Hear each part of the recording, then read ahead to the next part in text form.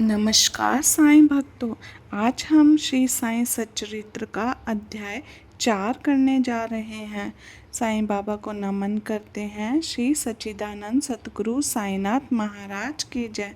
जो भी ये अध्याय पढ़ता है या सुनता है, श्री साईं बाबा उसके जीवन के विघ्नों को दूर कर उसकी मनोकामना पूर्ण करें। रोहिला की कथा, बाबा के मधुर अमृत उपदेश। रोहिला की कथा।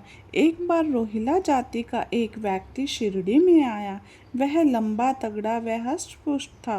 बाबा के प्रेम में मुग्ध होकर वह शिरडी में ही रहने लगा। वह आठों पहर ऊंची और कर्कश आवाज में कुरान शरीफ की कलमे पढ़ता और अल्लाह हो अकबर के नारे लगाता था। शिरडी के अधिकांश लोग खेतों में दिन भर काम करके जब रात्रि में घर लौटते तो रोहिला की कर्कश आवाज के कारण उन्हें रात्रि में नींद नहीं आती थी, जिससे उन्हें असुविधा होती थी। कई दिनों तक तो वे चुप रहे, परंतु जब कष्ट असहनीय हो गया तब उन्होंने बाबा के समीप जाकर रोहिला को मना करने की प्रार्थना की। बाबा ने उन लोगों की इस प्रार्थना पर ध्यान नहीं दिया, बल्कि गांव वालों को ही आड़े हाथों लेते हुए बोले कि वे अपने कार्य पर ध्यान दें, रोहिला की ओर ध्यान न दें। बाबा ने उनसे कहा कि रोहिला की पत्नी बुरे स्वभाव की है और वह रोहिला को तथा मुझे कष्ट पहुंचाती है, परंतु वह उसकी कलमों के समक्ष उपस्थित होने का साहस करने में असमर्थ है। इसी कारण वह शांति और सुख में है। यथार्थ में रोहिला की कोई पत्नी नहीं थी। बाबा का संकेत बुरे विचारों की ओर था। अन्य विषयों पर अपेक्षा बाबा प्रार्थना और ईश आराधना को महत्व देते थे। अतः उन्होंने रोहिला को पक्ष लेते हुए ग्रामवासियों को शांतिपूर्वक कुछ समय तक उत्पात सहन करने का परामर्श दिया। यह कथा इस बात की प्रतीक है कि बाबा का सभी जीवों पर समान प्रेम था। ओम साईं राम। बाबा के मधुर अमृत उपदेश। एक दिन दोपहर की आरती के बाद भक्त अपने अपने निवास स्थानों को लौट रहे थे, जब बाबा ने मधुर अमृत उपदेश देते हुए कहा, तुम चाहे कहीं भी रहो, जो इच्छा हो सो करो, परंतु यह हमेशा याद रखो कि जो कुछ तुम करते हो वह सब मुझे पता है। मैं ही समस्त प्राणियों का प्रभु और घट घट में व्याप्त हूँ। मेरे ही उदर में समस्त जड़ और चेतन प्राणी समाये हुए हैं। मैं ही समस्त ब्रह्मांड का नियंत्रण करता व संचालक हूँ। मैं ही उत्पत्ति, स्थिति व संहार करता हूँ। मेरी भक्ति करने वाले को कोई हानि नहीं पहुँचा सकता।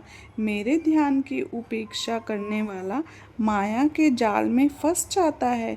सभी जंतु, चींटियाँ तथा दिखाई देने वाले परिवर्तनशील, और यह विश्व मेरा ही स्वरूप है।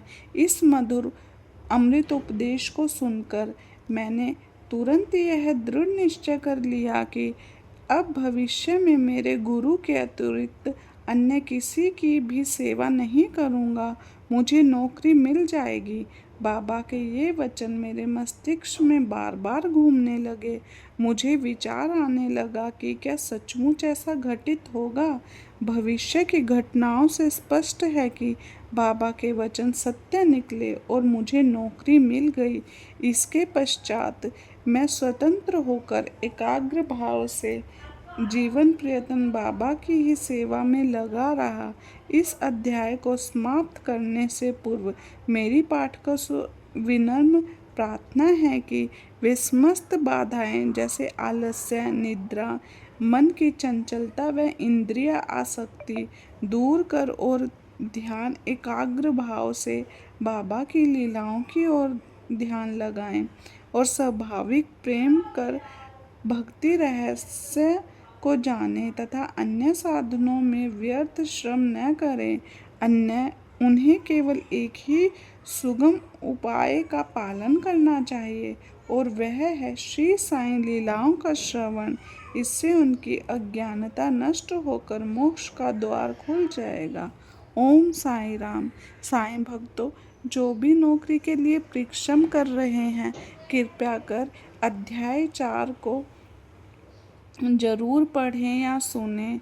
इसमें साईं बाबा ने आश्वासन दिया है अपने भक्तों को कि जो भी सच्चे मन से उनसे प्रार्थना करेगा, जो भी सच्चे मन से चाहेगा कि बाबा मेरी नौकरी लग जाए, तो बाबा का ध्यान अपने उन सभी भक्तों की ओर है।